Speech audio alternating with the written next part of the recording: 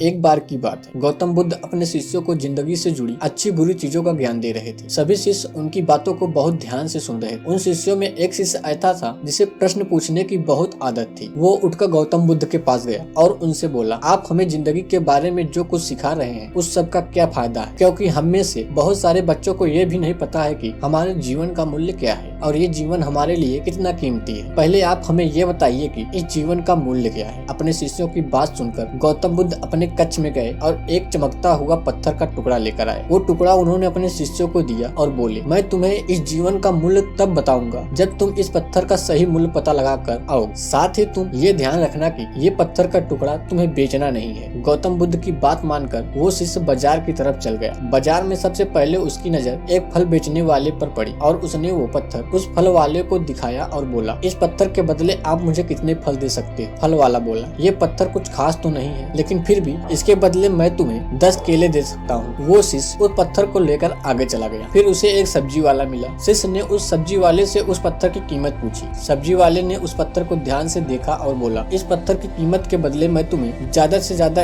एक बोरी भरकर सब्जी दे सकता हूँ। इसके बाद वो शिष्य उस पत्थर को लेकर एक सोने के व्यापारी के पास गए। उस पत्थर के चमक के टुकड़े को देखते ही उस सुनार ने उसकी कीमत 100 सोने के सिक्के लगाई। शिष्य ने वो टुकड़ा बेचने से मना किया तो वो सुनार उसके बदले 200 सोने के सिक्के देने को भी राजी हो गया, लेकिन शिष्य ने वो पत्थर नहीं बेचा। इसके बाद वो शिष्य एक हीरे के व्यापारी के पास गया और उनके सामने उसने वो पत्थर के टुकड़े को रख दिया। उस पत्थर को देखते ही हीरे के व्यापारी ने एक साफ कपड़ा बिछाया, उस पत्थर को उसके ऊपर रखा, फिर उसकी प्रक्रिया और हाथ जोड़कर उस पत्थर को कपड़े में लपेटते हुए बोला, तुम जिसे मामूली पत्थर समझकर कीमती पत्थर पूछ रहे हो, असल में यह एक बेकीमती रूबी है। ऐसा रूबी हर किसी को नहीं मिलता है। मैं अगर अपना सब कुछ बेचता हूँ तो भी इसकी कीमत नहीं चुका सकता। उस व्यापारी के बात सुनकर वो शिष्य हैरान हो गया। वो दौड़ा दौड़ा सीधा बुद्ध के पास आया और उसने जो कुछ भी बाजार में हुआ था वो सब बताया। उसकी अचरज भरी बातें सुनकर गौतम बुद्ध बोले, तुम्हारे सवाल का जवाब इसी रूबी की कीमत से भी छिपी है। हमारा जीवन भी एक रूबी है। रूबी की तरह ये भी बेशकीमती है, लेकिन हम इस बात को हमेशा नजरअंदाज करते हैं और अपने जीवन का मूल्य नहीं समझते। हम दूसरों को देखकर और अपने जैसा जीवन जीने की कोशिश में अपने जीवन की कीमत को कम कर देते हैं। हम ये सोचते हैं कि हमारी जिंदगी की कीमत वही है जो दूसरे हमें बताते हैं, लेकिन ये बात हमेशा ध्यान रखना कि सामने वाला अपनी हैसियत, बुद्धि और अपनी समझ के हिसाब से तुम्हारी कीमत लगा सकता है। जिंदगी सिर्फ एक बार मिलती है, इसीलिए इसको बर्बाद न करें। अपनी जिंदगी को उतना ही कीमती समझें जितना कीमती आप अपने बैंक में रखे रुपए को समझते हैं। आज के समय में लोग अपनी जिंदगी से ज्यादा कीमती प्यार, पैसे और दिखावे से भरी चीजों को समझते हैं। प्यार के चक्कर में लोग सुसाइड कर लेते हैं। पैसों के चक्कर में ऐसा काम करने लग जाते हैं जिससे उनकी जिंदगी बर्बाद हो जाती है। नाम कमाने के चक्कर में उल्टे सीधे काम करने लग जाते हैं। हमेशा याद रखें कि दिखावा करना जरूरी नहीं है। प्यार